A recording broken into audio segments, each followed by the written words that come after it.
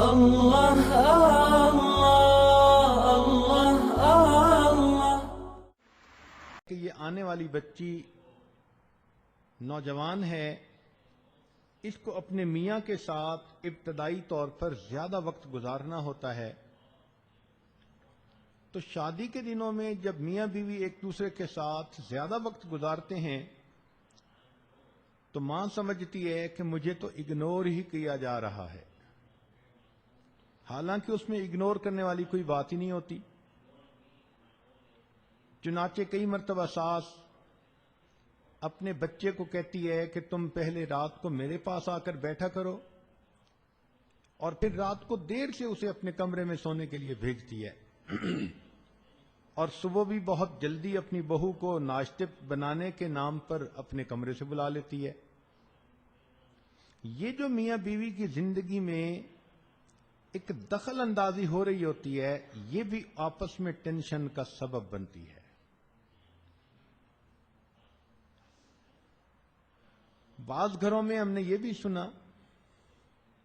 کہ ساس کی حکومت اتنی مضبوط ہوتی ہے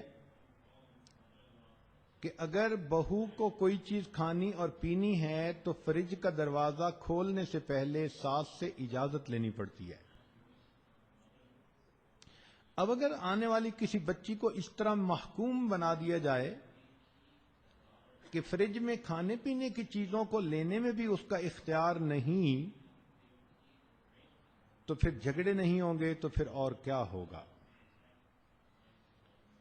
یہ وہ وجوہات ہیں عام طور پر جو ساس کی طرف سے ہوتی ہیں۔ بعض اوقات نندوں کی طرف سے بھی اس لڑائی جھگڑے کے اسباب ہوتے ہیں، اور اس کی بنیادی وجہ یہ ہوتی ہے کہ بھابھی کے آنے سے پہلے نندیں اپنے گھر کے اندر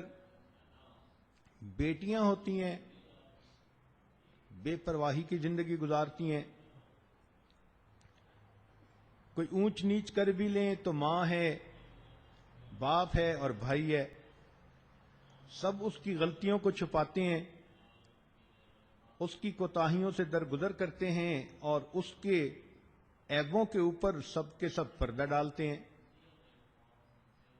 اب جب گھر میں ایک جیتا جاگتا انسان اور آ جاتا ہے تو نندیں یہ محسوس کرتی ہیں کہ ہماری ہر بات کو نوٹ کیا جا رہا ہے، ہم کس سے فون پہ بات کر رہی ہیں، کس کا فون ہمیں آ رہا ہے،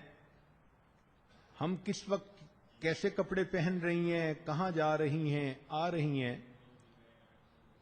تو انہیں یوں محسوس ہوتا ہے کہ ہمارے اوپر ایک نگران آنکھ آ گئی ہے، ایک ویڈیو کیمرہ ہمارے اوپر فٹ ہو چکا ہے، لہذا وہ اپنی آزادی کے اندر اس کو ایک پابندی سمجھتی ہیں، چنانچہ وہ کوشش کرتی ہیں کہ کسی نہ کسی ہیلے بہانے سے اپنی بھابھی کو اپنے دباؤ میں رکھیں، تاکہ یہ بھابھی ہماری کوئی بات دیکھے بھی صحیح تو اپنی زبان کو بند رکھے، یہ باہر ہماری کوتاہیوں کو کہیں بتا نہ دے۔ لہذا نند تین کام کرتی ہے، ماں کو بھڑکاتی ہے، بھائی کو بیوی کے خلاف اکساتی ہے، اور اپنی بھابھی کو دباتی ہے۔ ایک وقت میں وہ تین کام کر رہی ہوتی ہے، اور میاں بیوی کے درمیان غلط فہمیاں پیدا ہونے کے لیے کیٹالسٹ کا کام کرتی ہے۔ ایسی بات کر دیتی ہے کہ خامد خامخواہ بیوی سے ناراض ہوتا ہے، ایسی بات کر دیتی ہے کہ خامخواہ اس آنے والی بچی کو بڑی محفل کے اندر شرمندہ ہونا پڑتا ہے، اس کی چھوٹی باتوں کو بڑا بنا کے پیش کر دیتی ہے۔ تو گویا ماں بیٹی کا یہ تعاون ایک محاذ بن جاتا ہے اس بہو کے خلاف، اور بہو کو یوں نظر آتا ہے کہ اب میری نجات اس گھر سے باہر جانے میں ہے۔ چنانچہ وہ اپنے خاوند سے کہنا شروع کر دیتی ہے یا تو مجھے الگ گھر لے کے دو یا پھر مجھے میکے چھوڑ کے آؤ۔ اب خاوند درمیان میں سینڈوچ بن جاتا ہے، ایک طرف ماں اور بہن اور دوسری طرف بیوی۔ جب بیوی کی طرف دیکھتا ہے کہ یہ محبت کرنے والی ہے، نیک نوازی بھی ہے، خوبصورت بھی ہے، گھر بسانا بھی چاہتی ہے، میں اس کے پاس آتا ہوں تو مجھے محبتیں بھی دیتی ہے، تو خاوند کا جی چاہتا ہے کہ میں اپنی بیوی کو جتنا خوش رکھ سکتا ہوں اسے رکھوں، مگر دوسری طرف سے اس کو ماں اور بہن مل کر اس کی بیوی کے بارے میں عجیب و غریب رپورٹیں دیتی ہیں، نہ اس کو پکانا آتا ہے، نہ گھر کی صفائی کرنی آتی ہے، پتہ نہیں ماں باپ نے اس کو کیسے پال کر بڑا کیا، کہاں سے یہ گنوار اٹھ کے آ گئی، نہ اسے اس بات کا پتہ نہ اس بات کا پتہ۔